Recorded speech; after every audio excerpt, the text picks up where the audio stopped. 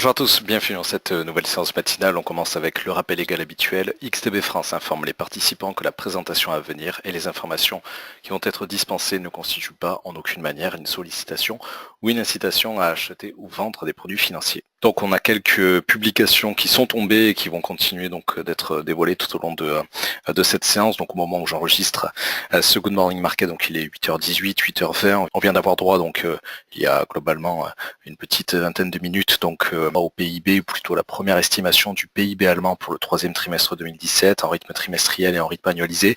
Dans les deux cas, ce sont de meilleurs chiffres qui ont été dévoilés, donc respectivement plus 0,8% entre le deuxième et troisième trimestre 2017 et plus 2,3% entre le troisième trimestre 2016 et le troisième trimestre 2017. C'est un petit peu mieux qu'attendu. J'espère que ça aura l'occasion de porter un peu à la hausse en ce début de matinée, en tout cas l'indice allemand, en particulier une fois que les volumes européens commenceront vraiment à arriver à partir de 9 heures sur le marché.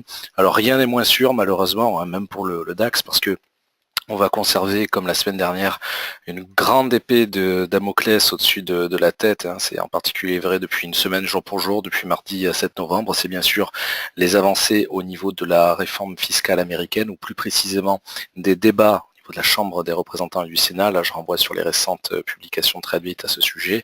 Et en particulier parce que ce vendredi, donc normalement, on est censé débuter la semaine de congé de Thanksgiving au niveau donc de ces deux chambres politiques côté américain. Donc il doit y avoir une première mouture du texte qui doit être validée donc à cette occasion-là.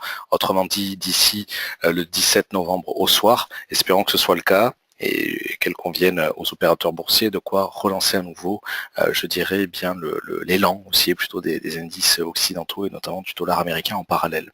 Alors il y a assez peu d'éléments sur lesquels j'aimerais revenir en parallèle, mais il faut quand même les évoquer. Il y aura donc l'IPC, donc l'indice des prix à la consommation côté britannique pour le mois d'octobre à 10h30, surtout intéressant pour les cambistes, je pense notamment à GBP USD.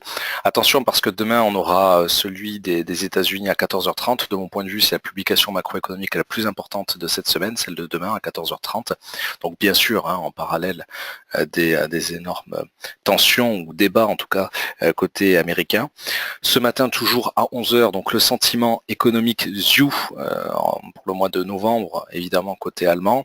Publication qui normalement est censée avoir un impact assez intuitif, je dirais, au niveau du DAX, donc avec une valeur supérieure au précédent résultat et à la valeur anticipée, ayant un impact plutôt aussi sur l'indice allemand. J'espère que là aussi ce ne sera pas complètement camouflé, éclipsé donc par ces attentes au niveau de la réforme fiscale. Je n'attends pas grand-chose de publication de cet après-midi, ni des quelques discours qui viendront se greffer par-ci par-là, parce que ce ne sont pas des conférences de presse. Je pense à Yellen, à Draghi et à Carney. Donc c'est vrai qu'on a quand même trois banquiers centraux majeurs qui sont censés prendre la parole. On peut même parler de Kuroda, donc quatre banquiers centraux, mais c'est en marge, je dirais, des traditionnelles conférences de presse, donc je ne souhaite pas trop m'arrêter là-dessus. Et puis surtout, comme tous les mardis à 22h40, l'estimation de l'API concernant les stocks de pétrole américains que l'on découvrira demain, donc à 16h30.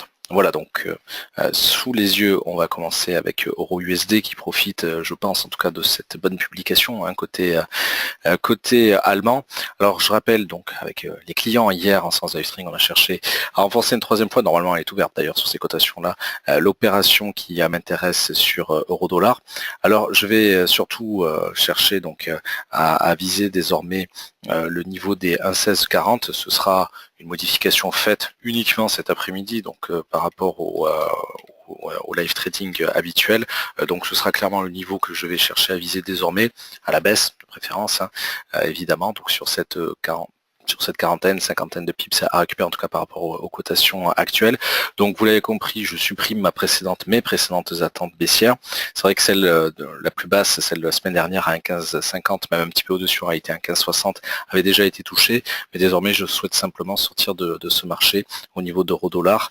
Et si possible, avant donc l'IPC, avant l'inflation de demain côté américain, mais surtout avant l'issue de la première phase globalement donc des débats côté américain, donc encore une fois par rapport à la réforme fiscale. Voilà, donc j'espère que nous aurons dans les prochaines heures une rupture d'abord du support d'un 1665, sinon pour véritablement complètement opter, de mon point de vue en tout cas, pour des opérations d'achat, quitte à revenir sur les 1,18 et 1,1850 que nous connaissions il y a encore quelques jours. J'attendrai vraiment la rupture de cette résistance, celle des 1,1725 dont on a parlé hier après-midi.